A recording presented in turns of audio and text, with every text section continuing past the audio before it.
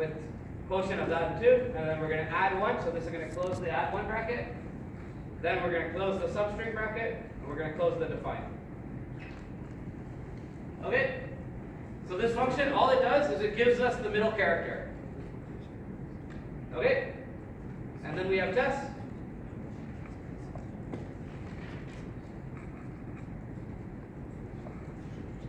Check expect. Mid. Kind of the same thing. This test even odd, and then the minimum length.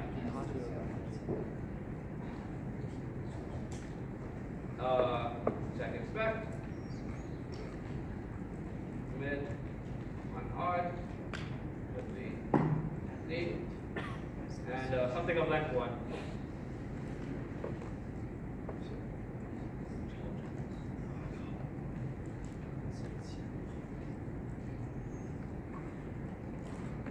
Okay?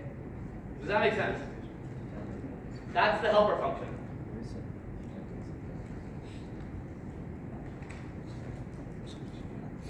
Any questions? So once again, I don't know how I'm going to put both of these on one page, but that's the best I can do. That's not good at all.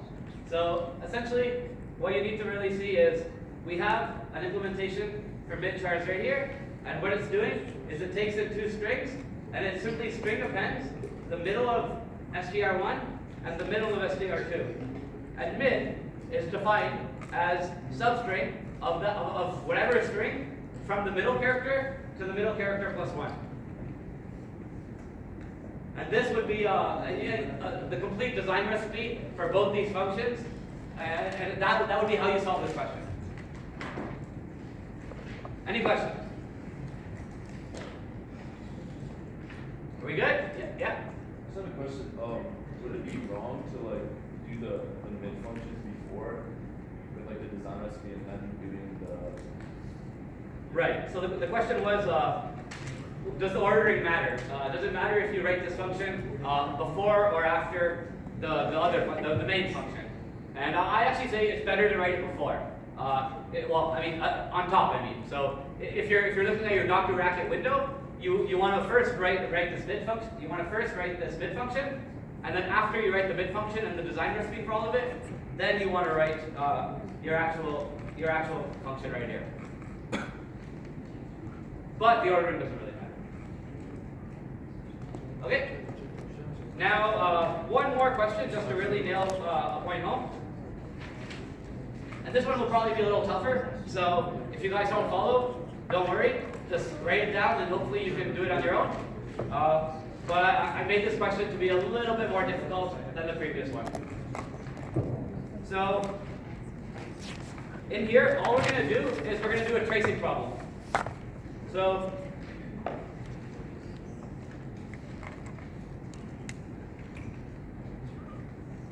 trace the evaluation of the function call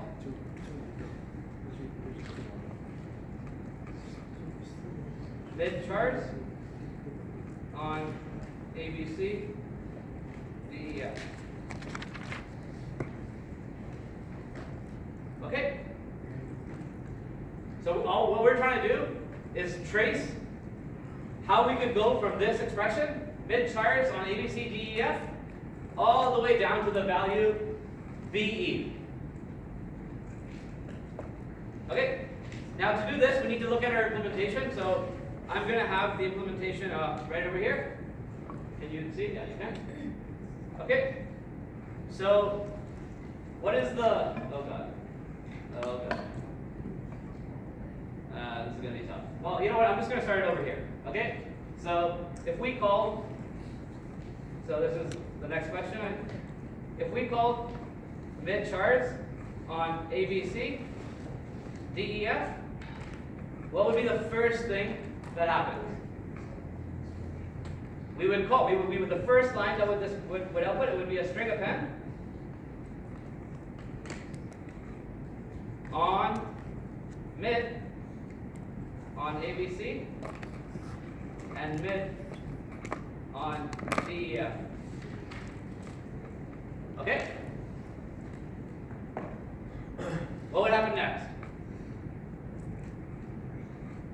we would call this mid function on ABC, because we always evaluate left to right. So the next line would be string append, and then we're going to evaluate mid on ABC. So we have to look at our mid function now. Let's see if we can do this. So our mid function looks like that. So we're going to string append substring on ABC with or on quotient on the string length of ABC with 2 with plus 1 quotient string length of ABC and 2. So that closes that, that closes that, that closes that, that closes that. So what did we do? All we did here, we substituted ABC into the mid function. Okay? Does that make sense? The next step was simply calling the mid function on ABC. And when we called the mid function on ABC, we simply substituted the code for ABC into the next step. So what's the next step after this? Well, just going from left to right, can we evaluate string append? No, because there's still stuff here. Or sorry, we're not that actually. It's string append this whole thing with mid on DEF. Right? This mid is still not done. This mid is still here. So I actually put one extra close bracket here. This close bracket shouldn't be here. Okay? And now the next line, if we're going from left to right, we can't evaluate the string append, we can't evaluate the substring, we can't evaluate quotient, but we can evaluate string length of ABC. We can evaluate that. So the next would be all we're doing is we're going to evaluate the string length of ABC. So string append, substring, ABC with, I'm going to try writing this on, oh god, it's going to be hard, with quotient. And what's string length of ABC? String length of ABC is 3.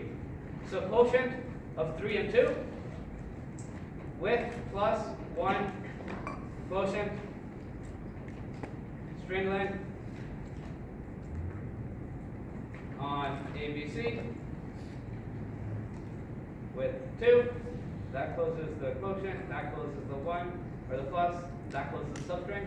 And we're string appending this whole thing to mid on DEF. Okay? So what do we do in these two lines? All we did was we simplified the string length of ABC to be 3. Okay? Alright. Next line.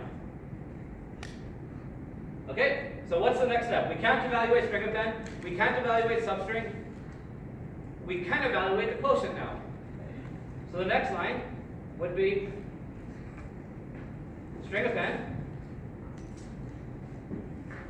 substring of ABC, and quotient and 3 and 2. What's quotient of 3 and 2?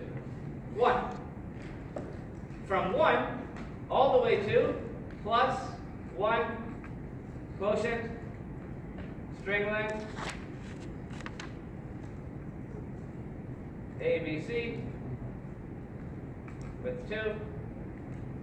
Close these 3 brackets, and we're going to string append all this to mid on DEF. Okay? Now I'm just going to go a little bit faster because we're repeating ourselves quite a bit. The next thing that we're going to do, we can't evaluate this addition. We can, however, evaluate this string length in here. So we're going to do string append, substring of ABC from 1 all the way to plus 1 quotient. And string length of ABC, again, it's 3. So quotient of 3 and 2. And we're going to string append all this to mid on DEF. Okay? Now we can evaluate the quotient of 3 and 2. So let's do that. The next line in the trace is going to be string append substring of ABC 1, and we're going from plus 1. What's quotient of 3 and 2? 1. So plus 1, 1. And we're going to do all this to mid on DEF. Okay? Now the next thing to evaluate is this plus 1, 1. So the next line is going to be string append substring of ABC from 1, and then plus 1, 1 is 2. So mid on DEF. Okay? We're slowly simplifying this expression. Are you guys following? Are you seeing what I'm doing so far? All I'm doing is I'm going to the innermost expression and I'm simplifying it one step further. I keep going to the innermost expression, simplifying it one step further. Okay, so now what is the innermost expression? It's this thing. So the next line is going to be string append. What's substring of ABC 1, 2?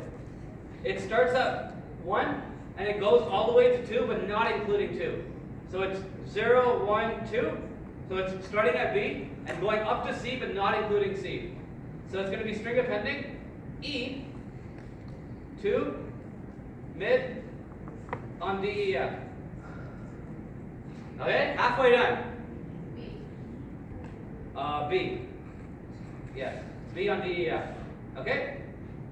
And now, this is as simple as it possibly can get. So the next thing to simplify is mid on DEF.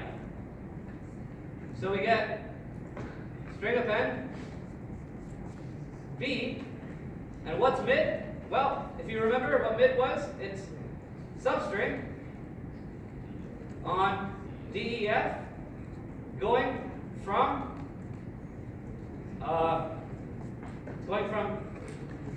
quotient of string length of DEF, all this and 2, and we're going up to plus 1 quotient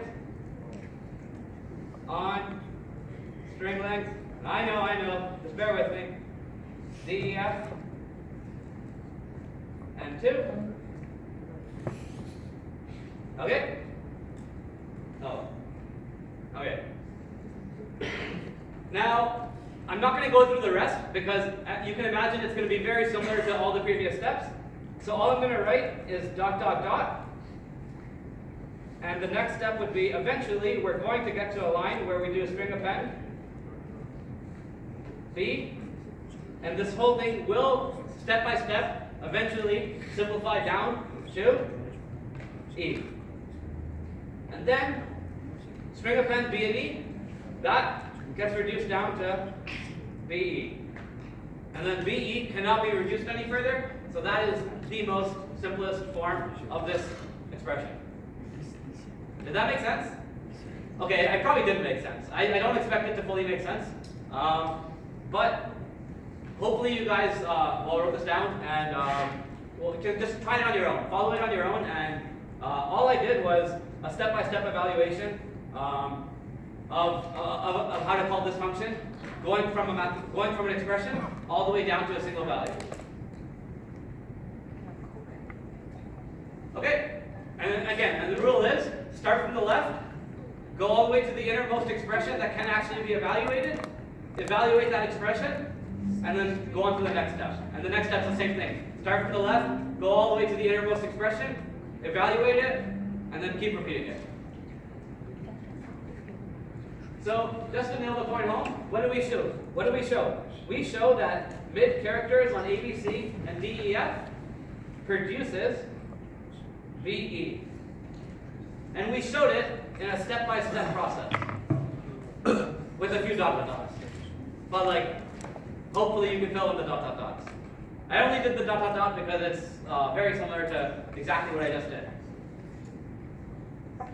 Okay, so that is an overall, well, that's an overview of modules 1 and 2. So, going back to this overview, what do we see? We have a question with strings that we implemented and we wrote the design recipe for, and then we traced this function, how we can go from the mathematical expression down to a single value. Okay? That's the first fifth of the course. Good? Yeah? Just put the sheet back for like 10 seconds. Which one? Like the trace. Just the, I think the bottom part.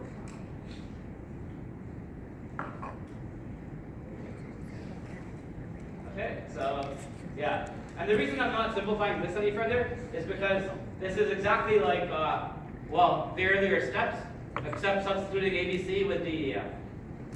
And you can just simply repeat those steps, except have DEF as your string, as opposed to ABC.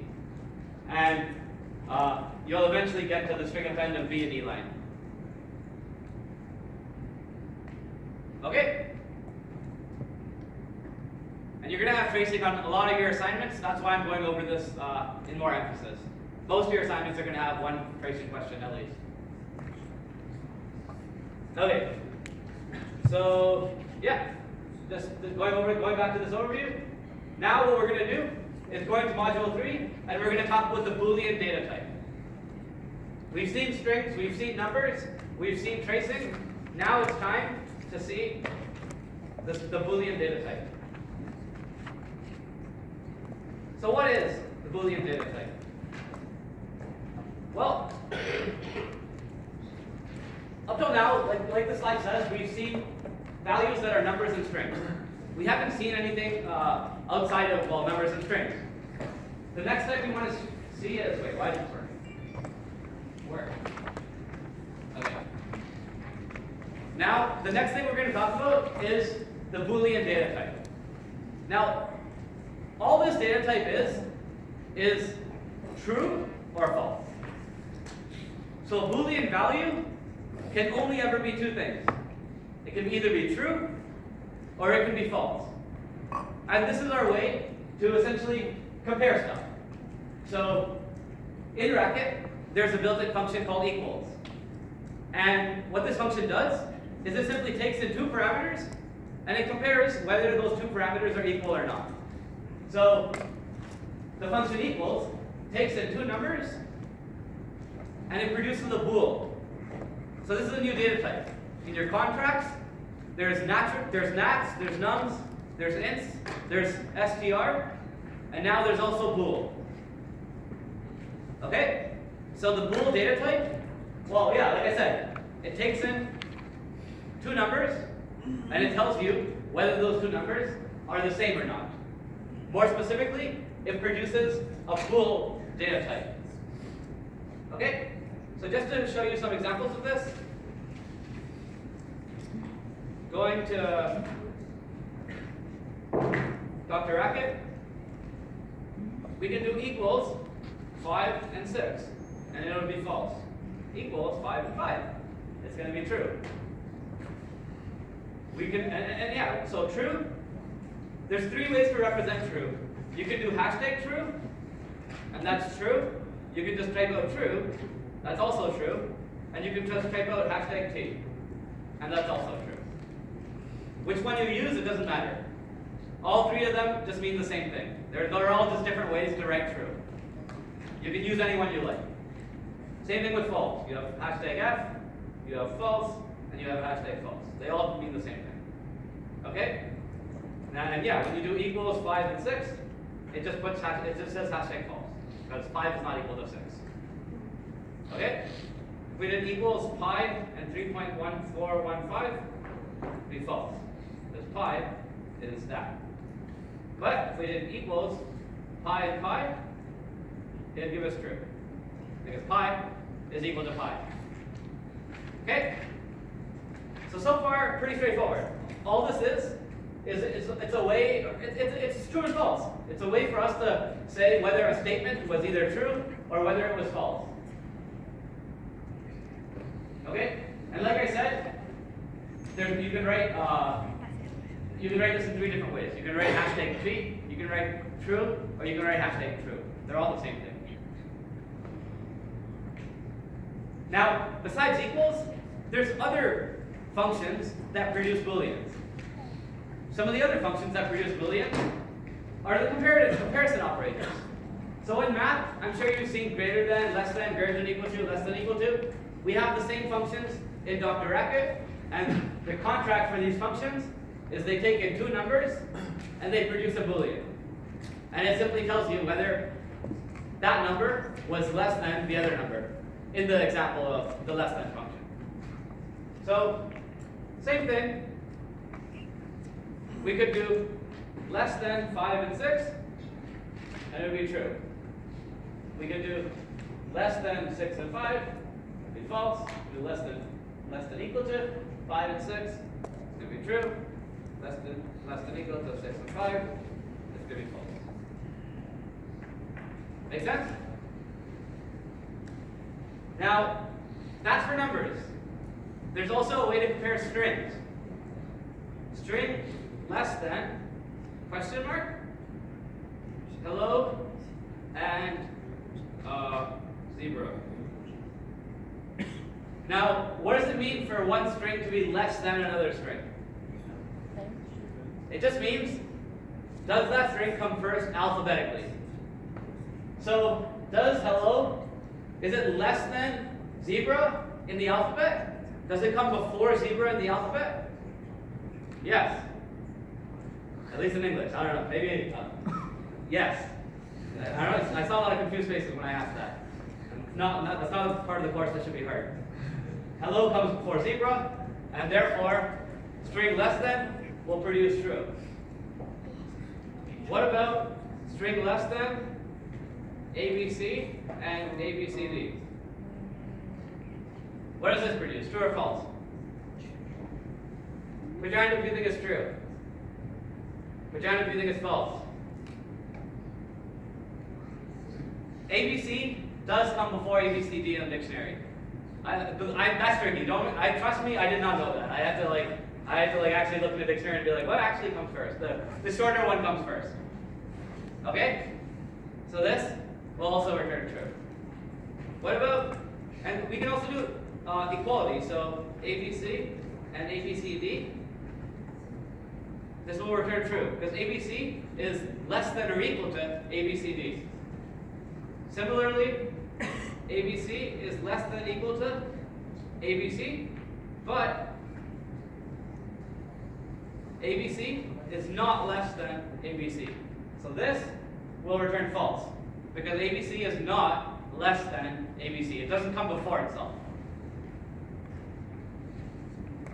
Okay? So this is our way to compare, well, both strings and numbers. Any questions? Good so far? This is just simply a way for us to compare numbers and strings, and then bool is our way to tell us, was one bigger or less than the other, true or false? Okay? Oh, okay. Next bigger question. No, where are we? Okay, next bigger question. First bigger question, I guess. Okay. I'll give you guys a few minutes to do this. The room frequency is AC, so yeah, tune in.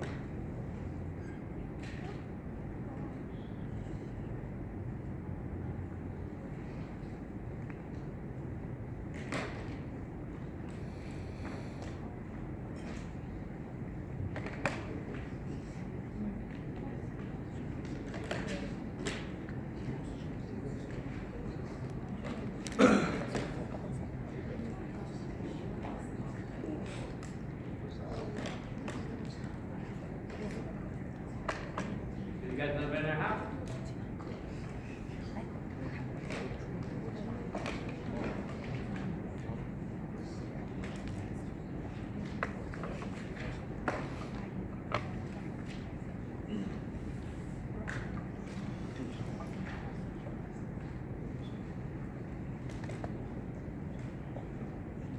One more minute.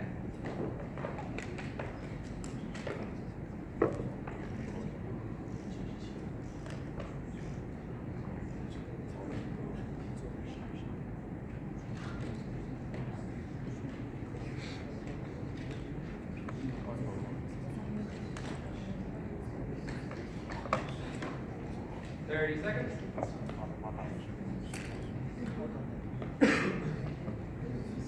I really hope you guys get this straight. I feel like this is not too difficult, but I might be wrong. All right, 15 seconds.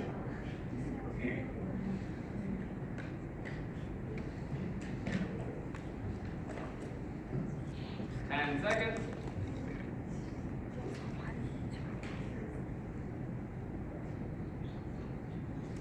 Okay, moment of truth. Well, let's see. I don't even want to ask you guys what you think it is. I'll find out very soon. Okay. Let's see. Yes? Alright, we're good. I am doing a good job, and you guys are also doing a good job at paying attention. Okay. So, just to look at the question for a second, I want to give you guys a few tricks to help answer these kinds of questions. So this asks you, what is the result of reducing, or of evaluating this expression? And the reason you can rule out A and B is, what does H do? The outermost expression in H is a less than function. And because the outermost expression is a less than function, we know it's going to be returning a Boolean. That just has to be the case. Whatever the outermost expression is, that return type is going to be the same return type as your function. And so in this case, we knew it was a less than. So we knew it was going to be either true or false. Well, it could also be none of the above. Technically, we could have had an error, and if it was an error, like if we divided by 0 or something, then it would return us an error. I'm not going to go into why the answer is D, simply because everyone pretty much answered D. And for the 5 people that didn't, if you want to know why it was D, you can talk to me after. Okay? Alright, cool. So pretty straightforward.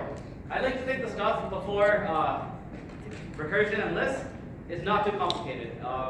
It all builds on itself, and so you have to understand it all to understand the next stuff, but should be not too difficult. You have a question? The reason it shouldn't be, so the question was, shouldn't it be hashtag false? And the reason it shouldn't be hashtag false is because earlier on I said, like hashtag false, and hashtag F, they all mean the same thing. And so if you have false or hashtag F, all three of those mean the exact same thing. So it could be anything. And it doesn't matter. It could be hashtag false, it could be false, it could be hashtag F. They're all correct. Okay? Okay.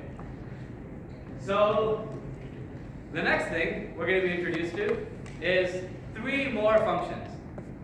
And those functions are called and, or, and not.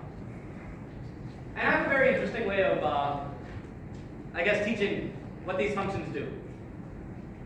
So if I gave you guys the statement, 2 plus 2 equals 3, and 2 plus 2 equals 4. Is that whole statement true or false?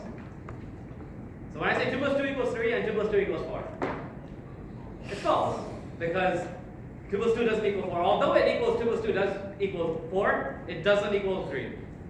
And therefore, that whole statement is false, because a single part of that statement was false. But if I said 2 plus 2 equals 3, or 2 plus 2 equals 4, is that whole statement true? It is true. Because although 2 plus 2 doesn't equal 3, 2 plus 2 does equal 4.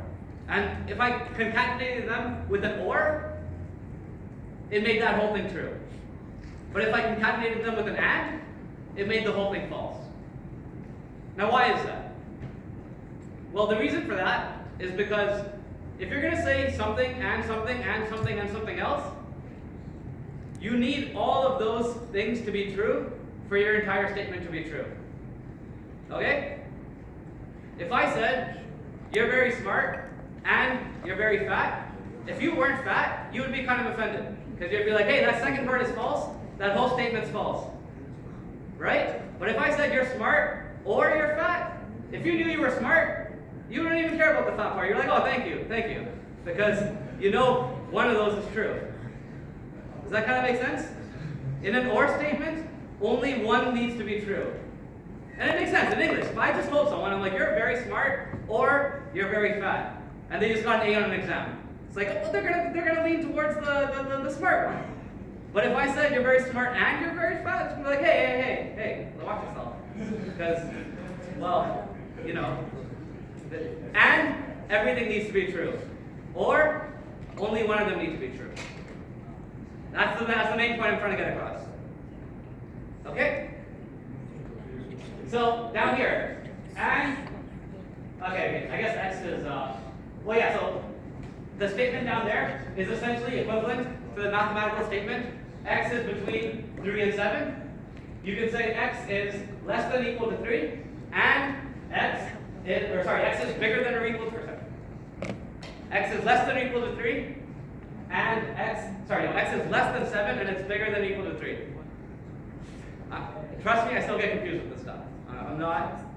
You'd be surprised. Like, okay, I'm doing my master's right now, and like, I really thought that once you got to like the master's PhD level, people would be like really smart, and like everyone would be like really smart. It's like not true at all. It's just like you see people, and you're like, you should be in high school right now, and it's like it really makes you like. I don't respect the academic community as much now that I'm actually in it, because like I really thought it was just all these smart people, but like people like me that can't even differentiate between greater than and less than. Like, honestly, that's actually what it is. Anyways, so and or are ways to combine multiple true or false statements into one big statement. Okay? And that's what this slide pretty much says. All this slide is saying is the special form and has a value true exactly when all of its arguments are true.